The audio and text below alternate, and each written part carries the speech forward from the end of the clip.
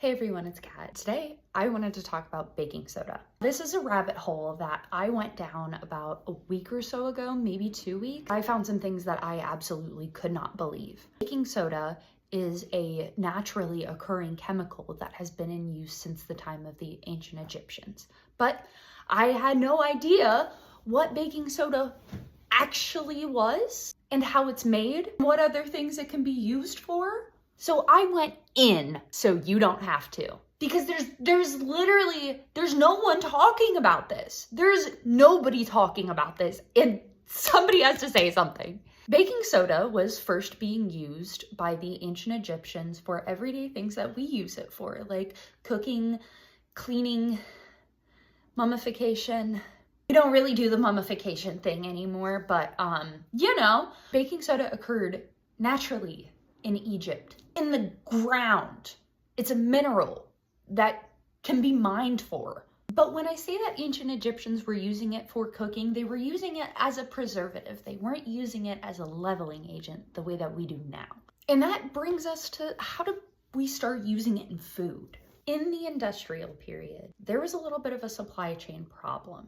People needed alkaline substances to produce soap. They had been using things like fire ash for a while, but it was inconsistent and not so reliable in the leveling process. Basically, if you get lucky, you get lucky. Nicholas Leblanc patented the Leblanc process in the year, 1830 something? He was producing this for soap manufacturers. However, the Leblanc process had some pretty nasty byproducts, and Leblanc was never really able to come up with a way to manage these nasty byproducts by the time he died, because all of his scientific research and discovery was occurring during the French Revolution. The government ended up seizing his lab and factory, and you can pretty much assume what happened from there. He reacted sulfuric acid and sodium carbonate, and then that compound was heated with coal and limestone to give us baking soda. But those byproducts, hydrochloric acid and calcium sulfide. Hydrochloric acid creates acid rain, and when it comes into contact with your skin, it can cause rashes, and when inhaled, it can increase respiratory stress and dysregulate your nervous system to the point of death. And calcium sulfide is terrible for the environment. When not stored or disposed of properly, it can increase salinity levels for soil. When it gets into water systems, naturally it increases the salinity levels of the water, and it pulls water out of the tissues of the animals living in said water.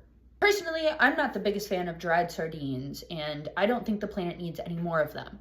We all know that the Industrial Revolution had some absolutely heinous consequences for the environment. The production of baking soda is not exempt from this fact. People were so entranced by the idea of innovation that they didn't really care about the consequences or, have any forethought. I mean, this was the time period of mercury makes you pretty, because looking sickly and pale was all the rage.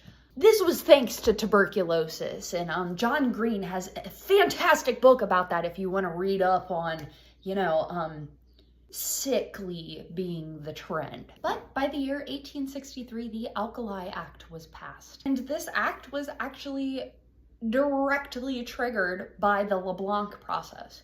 People had gotten sick, and their animals were getting sick, and their fish were floating belly up, and, well, something was amiss, wasn't it?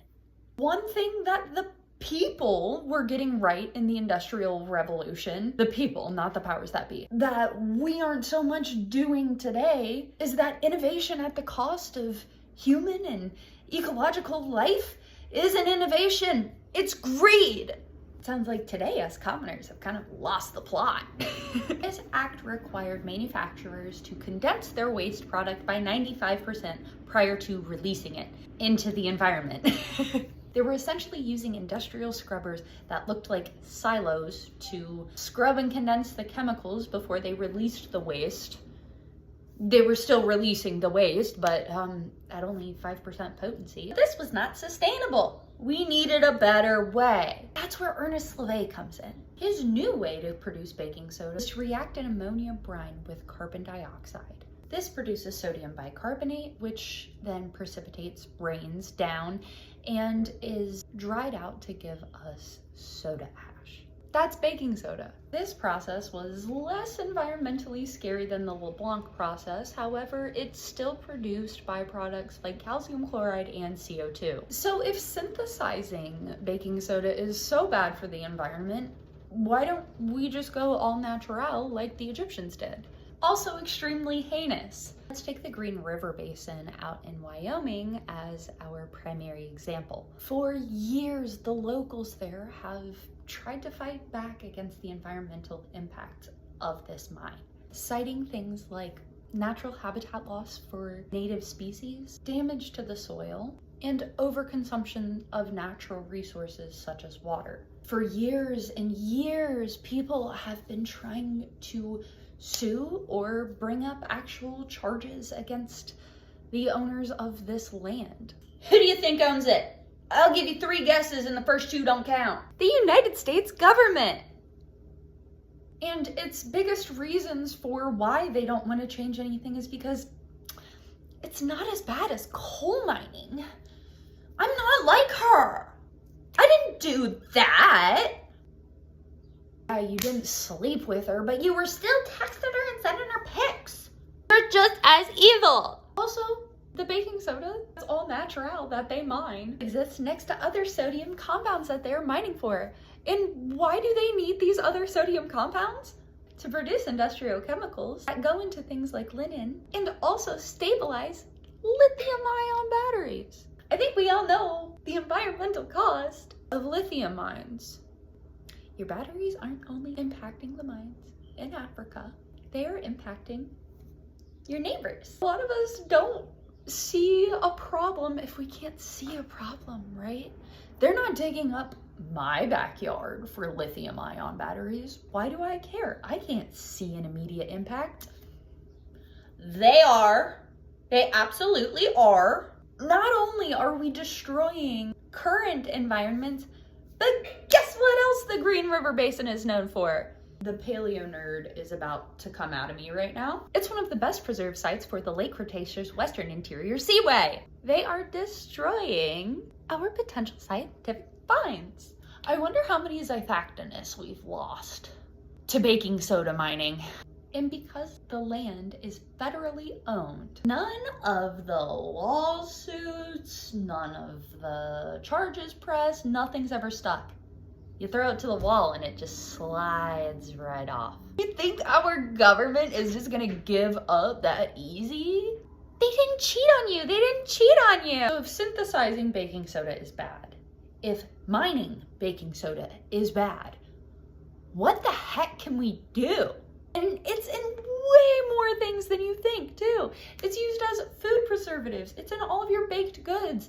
What are you gonna do? Well, you as an individual can stop buying things like muffins, cookies, yada, yada, yada, that are made with baking soda.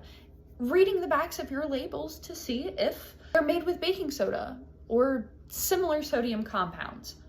But guess what? Even if normal consumer demand bottoms out, these chemicals are still used in industrial ways for things like curing metals, dyeing fabrics, and lithium-ion batteries.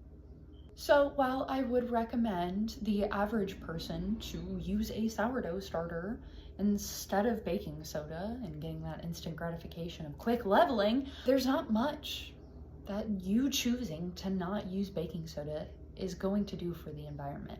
We need more good people to become lobbyists or anti-lobbyists. We need an 8-hour filibuster on why baking soda is bad out in Wyoming. Thank you for listening to my little video essay about the environmental impacts of baking soda production. This isn't what I normally do, but if you guys like videos like this, I can absolutely keep doing stuff about food history. If you did like it, drop a comment on something else that you might like me to discuss or something that you didn't even know was a thing. I'd be more than happy to take up the research time. It's fun for me. See you guys next time.